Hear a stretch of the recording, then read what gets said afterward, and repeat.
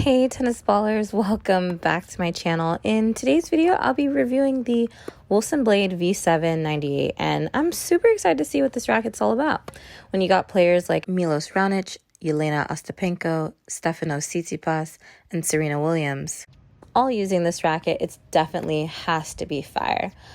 Unlike the Clash, this racket's paint job isn't customizable. No joke, that makes me really sad, but I'm loving the paint job anyway. So without further ado, here are the actual specs of this Wilson Blade V7.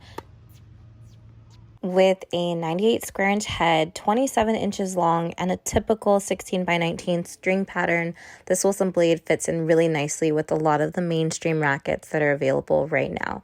Weighing 11.4 ounces strung, this racket's a little bit heavier than almost all the rackets I've tested so far, but it fits in the middle, being 4 points headlight, which I recently found out means that most of the weight of the racket is somewhere in the middle of the beam. It also gets a stiffness rating of 62, which is lower than all of the Babolat rackets I've used.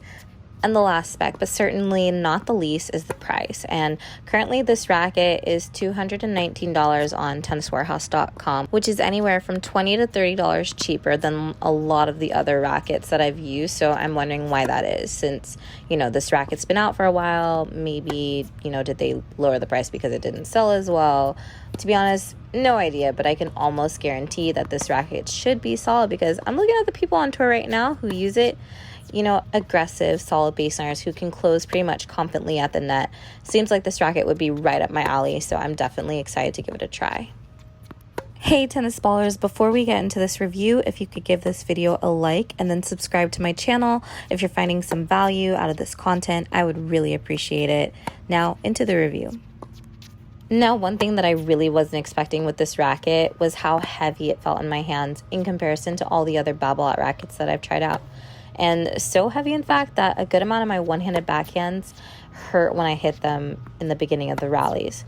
So that could be me. Maybe I didn't warm up enough, but I've never felt pain like that since I started demoing all these rackets. And I'll be perfectly honest, my warm-up routine before I start hitting isn't exactly the best. It consists of tying my shoelaces, doing a big stretch, and walking out onto the court. But I figure I should at least mention that in case you're also thinking about trying out this racket. Beware if you have elbow or arm issues, this racket might trigger a little bit of pain.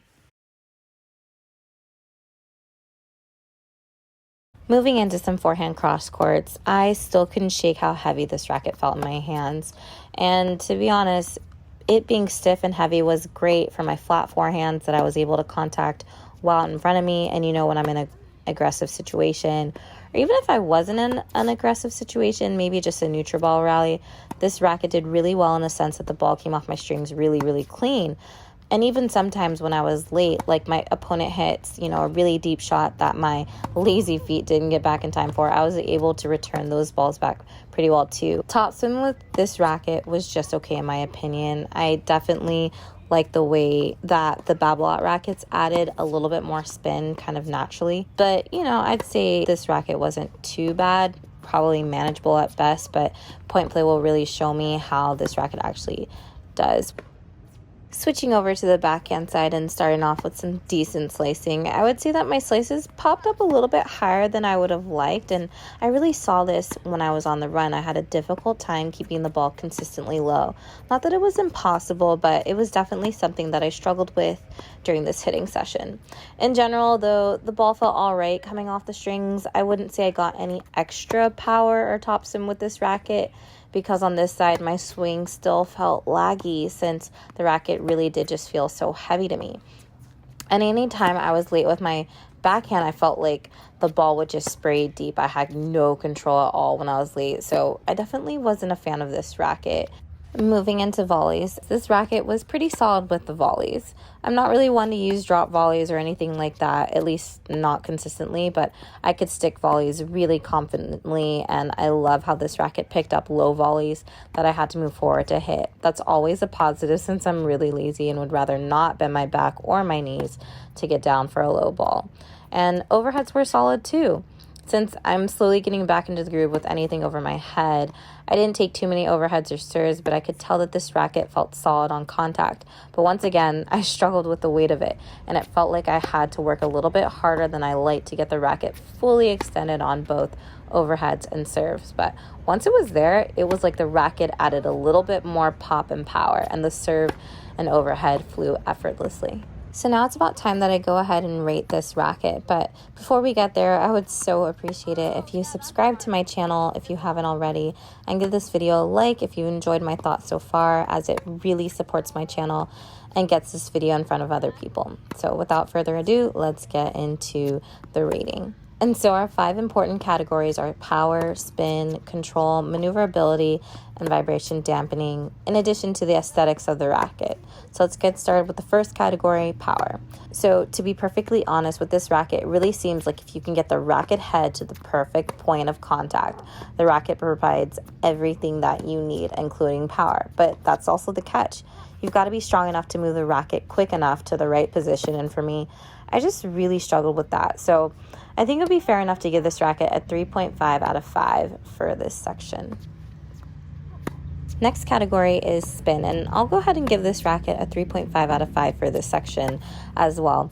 I wasn't a huge fan of how hard I had to work to effectively put top spin on either side, and even my slice on my backhand, which should be totally reliable, didn't stay as low as consistently as I would have liked.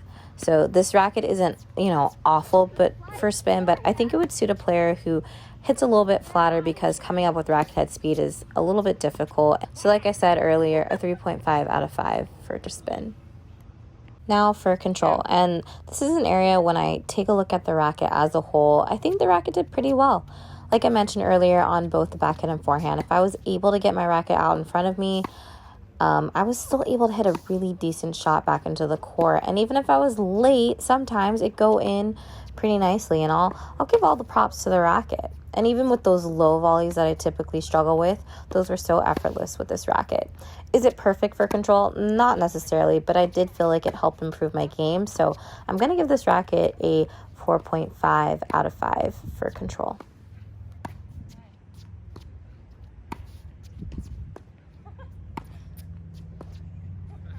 Next, we have maneuverability, and I'm sure you already know that for me, this racket just doesn't do it for me, because it feels extremely heavy, like a lot heavier than what I'm used to. And this literally affected all parts of my game: ground strokes, volleys, serves, all the spins that I use, just everything.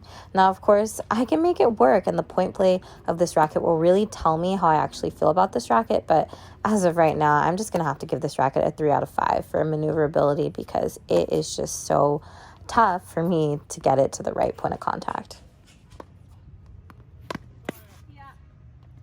Now it's time for the bonus point, which is the paint job and the aesthetics of the racket. And I will 100% hand it to Wilson. They did an absolutely amazing job with how this racket looks. And typically I'm not really a lime green type of girl, but that pop of color with the matted out finish is literally beautiful to me. So definitely a +1 point to this racket's overall score.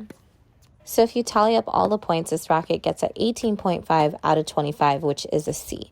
But to be perfectly honest, this isn't a racket I'd probably want to compete with. I would have to make too many technical changes with my own game to make it work, and I don't think that's something I would want to pay over $200 to do, when I know there's probably a racket out there that probably plays better to my strengths.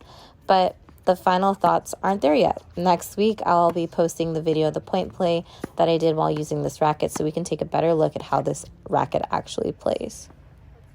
But until then, let me know if you've tried this racket in the comments down below. Don't forget to tell me the racket head size and string pattern. I want to know how the other versions of this racket plays. And also, don't forget to subscribe to my channel if you haven't already. Like this video if you really did like it, and share it to other tennis racket lovers. Thanks for staying until the end. I definitely appreciate your support, and until the next time, happy hitting.